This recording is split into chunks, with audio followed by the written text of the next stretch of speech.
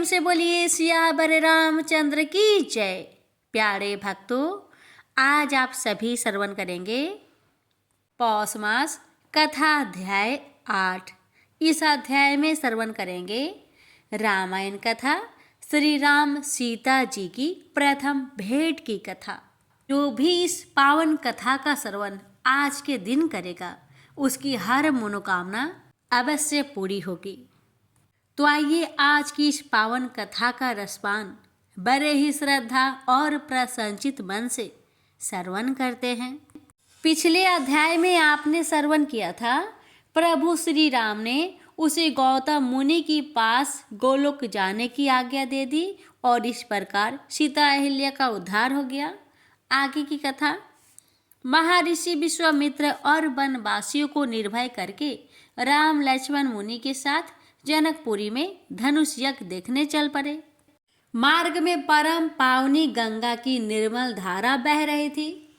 मुनि सहित राम लक्ष्मण ने गंगा में स्नान किया और मुनिवर ने पृथ्वी पर गंगा के अवतरण की वह पावन कथा सुनाई कि किस प्रकार भागीरथ ने अपने पूर्वजों के उद्धार के लिए कठोर तप किए और इस संसार को पाप विनाशिनी परम पवित्र गंगा धारा से संचित किया। इस कथा ने दोनों भाइयों को पुलकित कर दिया। अपने पूर्वजों की गौरव गाथा पर कौन गर्व से ना भर उठेगा। गंगा के तट पर उस रात जैसे धर्म चर्चा की बाढ़ आ गई। मुनि विश्वामित्र की अनुमति से राम उन्हीं के सुनाए प्राचीन आख्यानों का शब्द दे रहे थे। श्रोता समूह उनकी वक्तृत्व शैली पर मंत्रमुग्ध था। राम संपूर्ण है, सभी विद्याओं में निपुण, किंतु सारा श्रेय गुरु को देते हैं। प्रातः होने पर सभी नाव द्वारा गंगा के उस पार पहुंच गए। वहां से जनकपुरी का भव्य तोरण द्वार दिखाई दे रहा था। सूर्य रश्मियों से उस द्वार की शोभा और भी अवर्णनीय हो गई थी। नगर का परकोटा सुदृढ़ था। मुनि के साथ राम लक्ष्मण उस भव्य नगरी में प्रवेश कर गए। कैसी रमणीक नगरी थी।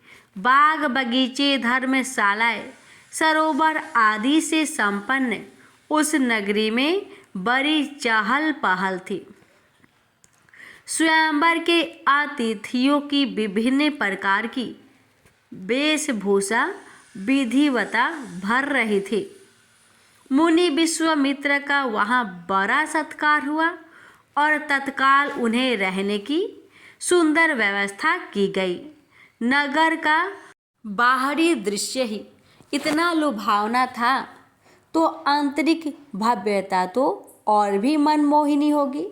सभी समुचित व्यवस्थाओं से अतिथियों का आदर सत्कार किया जा रहा था। राजा जनक को मुनि विश्वामित्र के पधारने का समाचार मिला तो वे उनके दर्शन हेतु आए। मुनि के साथ आए राम लक्ष्मण को देखकर जनक हर्ष से भर उठे। ऐसी श्याम गौर युगल जोड़ी उन्होंने कभी न देखी थी, जिन्हें देखते ही मन में शांति छा जाती है। जब परिचय हुआ तो उन पर और भी प्रेम उभर आया था। अयोध्या और जनकपुरी में अच्छे संबंध थे। राजा जनक और राजा दशरथ भी परस्पर मित्र थे। जनक राज ने उनकी कुशल क्षेम पूछी। मुनि विश्वामित्र ने भी दोनों भाइयों की प्रशंसा करते हुए कहा कि उन्होंने ही उनके यज्ञ की रक्षा की है और वन को राक्षस विहीन कर संत जनों को निर्भय किया है। यह सुनकर जनक जैसे सम्मोहित हो गए। वे बार बार राम को देखते हैं। ऐसी छवि को देखते रहने का मन करता है। राजा ने मुनिवर सहित सभी अतिथियों के भोजन, निवास व अन्य सुविधाओं का निरीक्षण किया और हर्षित होते हुए वहां से चले गए। प्रातः होने पर मुनि विश्वामित्र ने दोनों भाइयों की इच्छा समझकर उन्हें जनकपुरी भ्रमण की अनुमति दे दी। गुरु की प्रति कृतज्ञ होकर दोनों भाई उन्हें सिर नवाकर उस नगरी की शोभा देखने चल पड़े, जो इंद्र की अमरावती के समान सुंदर थी। पीले रंग के वस्त्र पहने दोनों भाई मुनि कुमार लगते थे, परंतु उनके कंधे पर शोभ्यमान धनुष और तूनीर उनके क्षत्रिय होने का प्रमाण थे। सिंह समान गर्दन, विशाल भुजाएं, कमल के समान उनके नेत्र थे।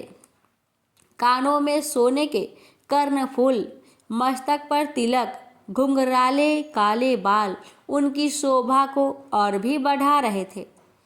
जो देखता वह देखता ही रह जाता। ऐसी योगल झांकी देखकर नेत्र और मन तृप्त हो जाते हैं। नवयुवनाओं के मन में उन्हें देखकर प्रेम के अंकुर फूटने लगे। सब एक दूसरे से उनका परिचय पूछ रहे हैं। जिन्हें पता है वे बड़े अभिमान से बता रही है। उन्हें कैसे पता? अरे, उनके पति अतिथि सेवा में है, उन्होंने ही आकर बताया। वे तो श्याम वर्ण राम है। उनके चरण के स्पर्श से ही गौतम ऋषि की पत्नी अहिल्या का उद्धार हुआ है। इन्होंने ही तारका, मारीच और सुबाहु को मारकर संत जनों को निर्भय किया है। राम लक्ष्मण तो नगर की शोभा देखकर ही हर्षित हो रहे हैं। भवनों का कैसा सुव्यवस्थित और सुंदर निर्माण है। बाजारों की शोभा अवर्णनीय है। वहाँ के लोग भी सहृदय और मिलनसार है। श्री ने जैसे उस नगर पर कृपा बरसाते समय अपनी उदारता के चरण को स्पर्श कर लिया है। फल फूलों से लदे बगीचे, स्वच्छ जल के सरोवर, स्वच्छ राजपथ, स्वच्छता तो लक्ष्मी को अत्यंत प्रिय है। राम लक्ष्मण पुलकित हो रहे थे। आहा, यज्ञशाला यहाँ होगा, वह विचित्र धनुष यज्ञ। दोनों भाई यज्ञशाला देखने पहुँचे। कैसी सुंदर रचना थी। विशाल प्रांगण था। लाखों लोगों के बैठने की व्यवस्था थी। प्रांगण के बीच में विशाल मंच था। यज्ञशाला की शोभा भी मन को मोह रही थी। दोनों भाई वहां से लौटकर गुरु के पास चल दिए। अगली प्रातः उन्हें राजसी उद्यान देखने की इच्छा हुई, क्योंकि रात्रि में कई लोगों के मुख से उसकी बड़ी प्रशंसा सुनी थी, परंतु गुरु से कहने में संकोच हो रहा था। गुरु भी उनकी जिज्ञासा जानते थे, अतः उन्हें उद्यान भ्रमण की अनुमति दे दी। दोनों भाई मुदित मन से चल दिए। नगर तो नित्य उत्सव का केंद्र बन गया था। उन्होंने किसी नगरवासी से राजसी उद्यान का मार्ग पूछा तो वह उनके साथ ही चल पड़ा।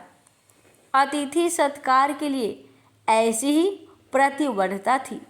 राजसी उद्यान की शोभा ने जैसे उन्हें मंत्रमुग्ध कर दिया। वहाँ भांति भांति के फलों और फूलों वाले वृक्ष थे, लताएं थी। उद्यान के बीचों बीच सरोवर था। एक दिशा में मंदिर था।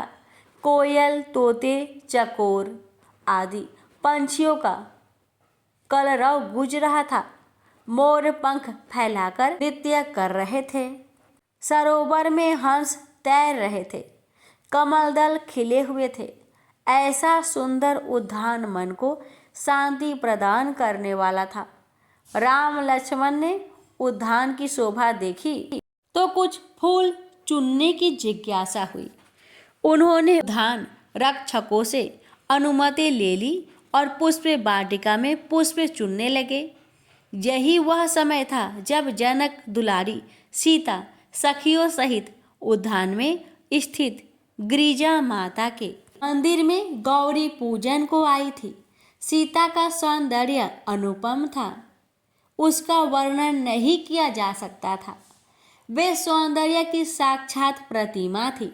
सखियों के दल में सभी अप्रतिम सुंदरिया थी, परंतु सीता के सौंदर्य के समक्ष सब ऐसी प्रतीत हो रही थी जैसे पूर्णमासी के चांद के समक्ष तारे। सीता सरोवर के समीप थी। उन्होंने एक सखी को पुष्प लाने के लिए भेजा। वह पुष्प वाटिका में पहुंची तो सम्मोहित हो गई।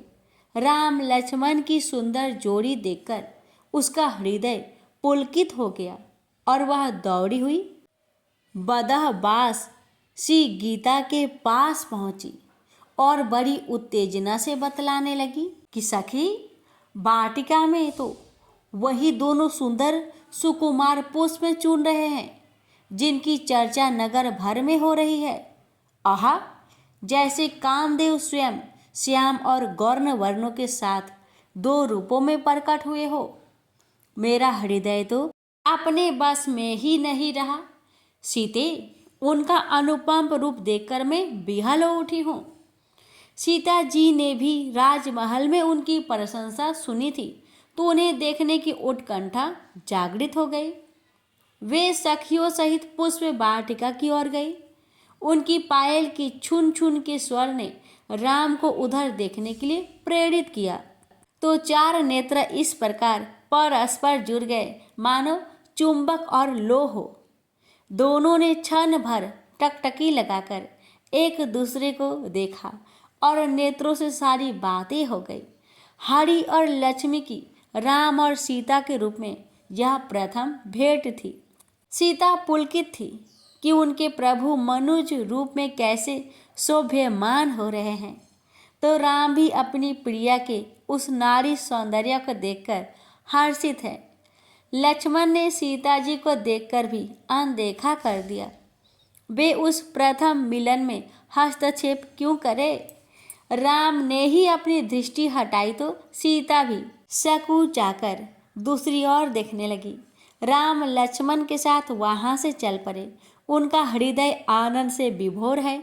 सीता ने उधर देखा तो राम को वहां न देखकर व्याकुल हो गई। वे व्याकुल नेत्रों से इधर उधर देखने लगी तो उन्हें उद्यान से बाहर जाते देखा। सीता को प्रेमवश राम के प्रति आकर्षित जानकर सखियां ठिठोली करने लगी तो सीता ने दृष्टि फेर ली। यह नेत्र किरण चलती है तो सखिया को आनंद आता है। लक्ष्मण मन ही मन मुदित हो रहे हैं। यह देवीय और शाश्वत प्रेम है, आनंद आदि और अनंत प्रेम। प्रेम से बोलिए सियावर रामचंद्र की जय। प्यारे भक्तों, अब आगे की कथा आप अगले अध्याय में श्रवण करेंगे। रामायण कथा सुनने के लिए हमारे चैनल को सब्सक्राइब अवश्य करें। अब श्रवण करें पौष मास में सुनी जाने वाली भगवान विष्णु जी की कथा। दक्षिण भारत में स्थित कांचीपुरी में चोल वंशीय राजाओं का राज्य था। तत्कालीन चोल राजा भगवान विष्णु का बड़ा भक्त था। वह अनंत शयन मंदिर में भगवान विष्णु की पूजा राजकीय अलंकरणों से किया करता था। मूर्ति की श्रृंगारिक पूजा कर उसके मन में यह अहंकार भी पैदा होता था कि ऐसे दिव्य अलंकरणों से भगवान की श्रृंगारिक पूजा अन्य कोई नहीं करता। एक दिन वह पूजा करके उठा ही था कि इतने में उसके नगर का एक दीनहीन ब्राह्मण विष्णुदास हाथ में तुलसी तथा जल भरा कलश लेकर आया। पहले तो उसने भगवान को दंडवत प्रणाम किया, फिर कलश का जल भगवान के चरणों में उड़ेल कर तुलसी दल चढ़ा दिया। साथ में वह ओम नमो भगवते वासुदेवाय का मंत्र जपता जाता था। राजा खरा यह सब देख रहा था। ब्राह्मण के जल डालने से राजा द्वारा अर्पित पूजा सामग्री तथा श्रृंगार बह गया और भगवान के चरणों में रह गया केवल तुलसी दल। राजा को बड़ा क्रोध आया। कहने लगा, अरे दरिद्र ब्राह्मण, मैंने भगवान का कैसा श्रृंगार किया था। भगवान की यह मूर्ति कैसी राजकीय शोभा पा रही थी। तूने जल चढ़ाकर सब धो दिया और रख दिया तुलसी की ये जंगली पत्ते। ब्राह्मण राजा की क्रोध भरी बात सुनकर विनती करते हुए बोला, राजन, मैं दरिद्र ब्राह्मण हूँ। आप जैसे श्रृंगारिक पूजा का साधन मेरे पास कहाँ है। मैं तो जो कुछ पाता हूँ उसी को भक्ति भाव से भगवान के चरणों में चढ़ाकर प्रभु कृपा से सुखी हो जाता हूँ। अलंकरण, दिव्य पुष्प, फल आदि से गर्वित होकर पूजा करे या भक्ति भावना से प्रभु के आगे केवल विनीत होकर हाथ जोड़ दे, इससे भगवान को क्या लेना। भगवान को तो भक्ति और भावना चाहिए। महाराज, मुझे क्षमा करे। राजा ने कहा, तुझे अपनी भक्ति पर गर्व है? तूने कोई देव मंदिर बनवाया है? कभी यज्ञ दान तप किया है? भगवान को संतुष्ट करने वाला कोई भी काम तूने कभी किया है? ब्राह्मण ने कहा, हे राजन, मैं तो अपनी दीनहीन पूजा से इतना संतुष्ट हो जाता हूँ कि लगता है जैसे भगवान संतुष्ट हो गए। यह देव मंदिर आपका बनाया हुआ है। मेरी पूजा से आपकी श्रृंगारिक पूजा खराब होती है, तो मैं कल से अपने घर पर ही भगवान का मिट्टी का कोई विग्रह रखकर पूजा कर लिया करूंगा। यह कहकर ब्राह्मण चलने लगा तो राजा ने कहा, अच्छा तो भक्त ब्राह्मण, मेरी भी बात सुन ले। भगवान विष्णु किस पर प्रसन्न होकर पहले किसको दर्शन देते हैं, इसे सब लोग देखेंगे। ब्राह्मण ने इस चुनौती को जैसे सुना ही नहीं, चलते चलते धीरे से बोला, भगवान का तो मुझे मेरी हर सांस में आभास होता रहता है। मैं तो अपने मन में उनका नित्य दर्शन करता रहता हूँ। दूसरों से मुझे क्या लेना। ब्राह्मण अपनी कुटिया में चला गया। राजा राजमहल में चला गया। ब्राह्मण ने उस मंदिर में जाना छोड़ दिया। अपने घर पर ही विष्णु भगवान का एक छोटा सा विग्रह ले आया और उसी का भक्ति भाव से पूजन कर, कुछ भी रूखा सूखा होता भगवान को भोग लगाने के बाद खुद भोजन करता था। यह उसका नित्य का नियम था। उधर राजा अपने देव मंदिर में अपनी पूजा विधि से स्वयं ही प्रसन्न होता और अपनी पूजा पर गर्व करता। उसने अपनी यज्ञशाला में मुग्दल को आचार्य बनाकर एक विशाल राज्योचित यज्ञ प्रारंभ किया। राजा को एक बड़ा यज्ञ कराने का गर्व हो रहा था। ब्राह्मणगण वेद पाठ करते, राजा को यह अभिमान होता कि वह यज्ञ करा रहा है। एक दिन ब्राह्मण पूजा पाठ करने के बाद भगवान को भोग लगाने को जैसे ही उठा कि सारा का सारा खाना एक मड़ियल सा भिखारी खाकर भाग गया। ब्राह्मण हठप्रभ, अब क्या करे, भगवान को क्या भोग लगाए। दोबारा रसोई बनाए तो देर होगी और संध्या का समय समाप्त हो जाएगा। भगवान की इच्छा मानकर भगवान को हाथ जोड़कर कहा, हे भगवान, जब आपके लिए भोग नहीं लगा पाया तो मैं भी भूखा सोऊंगा। ब्राह्मण ने रात भूखे ही बिता दी। दूसरे दिन भी भूख के समय ऐसी ही घटना घटी। ब्राह्मण भगवान को बिना भोग लगाए भूखा ही सो गया। उसे आश्चर्य हुआ कि कौन भोग के समय चुपके से आकर रसोई का सारा खाना खा जाता है। तीसरे दिन वह सावधान था। भोग के समय जैसे ही वह भूखा ब्राह्मण आया और खाना लेकर भागने लगा कि उसने उसे पकड़ लिया। उसकी दयनीय दशा देखकर कहा, दरिद्र नारायण, इस प्रकार चुपके से चोरी से खाना क्यों ले जा रहे हो? आओ बैठो, भगवान का भोग लगाने के बाद जो कुछ भी रूखा सूखा है बैठकर प्रेम से खाकर अपनी भूख मिटाओ। अब मैं आपको ऐसे न जाने दूंगा। बैठो और प्रेम से भोजन करो। मैं समझूंगा मेरे नारायण स्वयं प्रत्यक्ष भोग स्वीकार कर रहे हैं। यह कहकर उसने उस भूखे ब्राह्मण को आसन पर बैठाया और खाना परोसकर हाथ जोड़कर बैठ गया। इतने में ही उसे भूखे ब्राह्मण ने अपना स्वरूप बदला और वह साक्षात विष्णु के रूप में विराजमान हो गया। साक्षात भगवान विष्णु को अपने यहाँ भोग ग्रहण करते देख वह ब्राह्मण उनके चरणों में गिर पड़ा। उसे उठाते हुए भगवान विष्णु ने कहा, उठो मेरे प्यारे भक्त, मैं चोल राजा के यहाँ भी रोज जाता था, मगर वहां से मुझ दीनहीन दरिद्र को भगा दिया जाता था।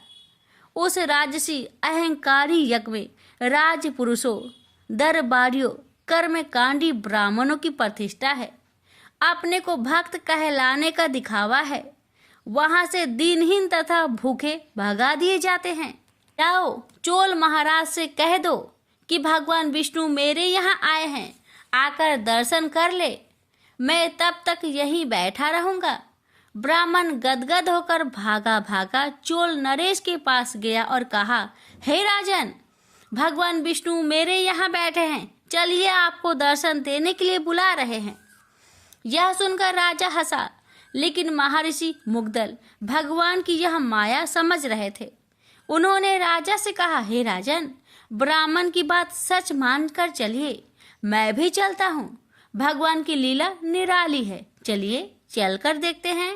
चोल राजा ऋषि मुग्दल तथा वह ब्राह्मण चलकर जब उस झोपड़े में आए तो देखा कि भगवान विष्णु भोजन कर रहे थे। राजा ने आश्चर्य से हाथ जोड़कर कहा, प्रभु, मैं आपका दर्शन पाने तथा आपका प्रसाद ग्रहण करने को कितने दिनों से जब तब पूजा यज्ञ कर रहा हूँ।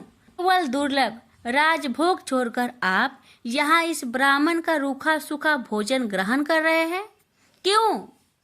भगवान ने हंसकर कहा, हे राजन, तुम्हारे पूजा अर्चना यज्ञ तप में राजसी अहंकार है, एक दिखावा है। इस ब्राह्मण की दरिद्रता में विनम्र भक्ति है, दिखावा नहीं, भावना है, विहल प्रेम है। मैं तो निरहंकारी भक्ति तथा भावना का भूखा हूँ, इसलिए यह प्रेम प्रसाद ग्रहण कर रहा हूँ। तुम्हारी पूजा अंत मरण की नहीं है, दिखावे की है। भगवान की यह बात सुनकर राजा को ज्ञान हुआ। जब तक राजसी वैभव से जुड़ा रहूंगा, यह अहंकार बना रहेगा। इसलिए राजा ने अपने पुत्र को राज्य सौंपकर वनप्रस्थी जीवन बिताने तथा आडंबरहीन भक्ति करने किसी आश्रम में चले गए। प्रेम से बोलिए विष्णु भगवान की जय।